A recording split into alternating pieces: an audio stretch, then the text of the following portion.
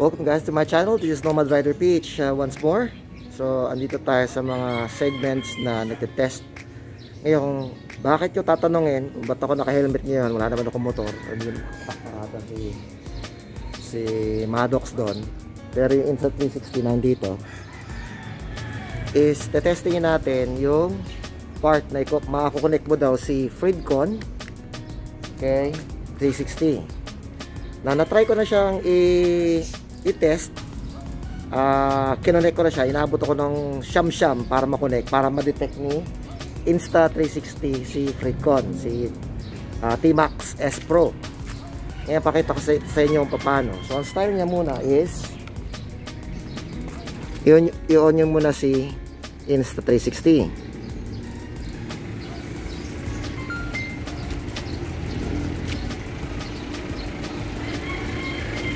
Pagka-on nyo kay Insta360, punta kayo sa settings, which is scroll down. Nakikita nyo yung earpods. Yung earpods na yan, yan yung kailangan mag-detect yan. Iikot yan. As of the moment, na-pair ko na siya. Inabot ko siyam bago ma-pair. On ko lang muna si Fridcon.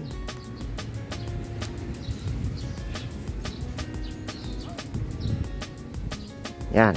Naka-on na si Fridcon. Connect natin. Connect to device. Connected. So connected na siya. Record na natin to. Maambon-ambon kaya yan. So connected na siya. So ito na yung part na testingin natin yung audio. Malinaw ba yung audio galing sa Fridcon na through Insta360? Hindi ko pa natetest kung gaano kalayo ang kaya nito. Pero kung anong range ni Fridcon with interference and without interference, yung sigurong range nung mic or yung communicator dun sa Insta360. So at the moment, ganyan na tayo kalayo Insta360. Malayo tayo. Hindi ko alam kung dig pa ako. So tuloy pa tayo maglakad. Tingnan natin ito sa post editing kung gaano kalayo ba tong si Fridcon na ko-connect Insta360. Kita pa natin siya, layo pa rin niya. So I'm at least judging from my distance with the X3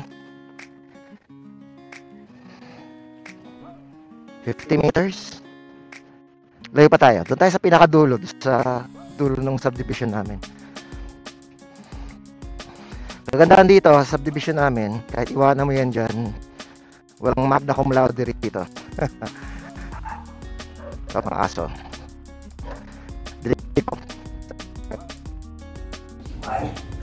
Sana dinig pa ako sa gato kalayo. At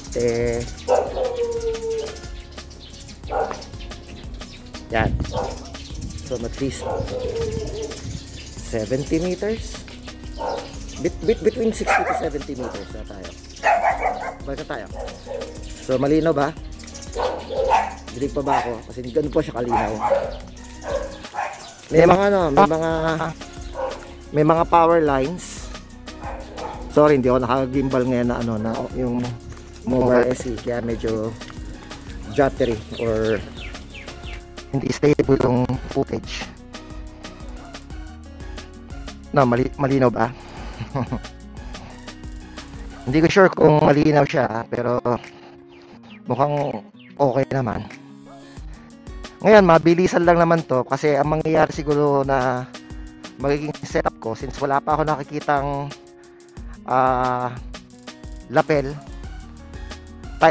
type C na lapel na USB, ang magiging setup ko is yung vlog ko, isisync ko yung dalawa, si Action 3 at saka si Insta360.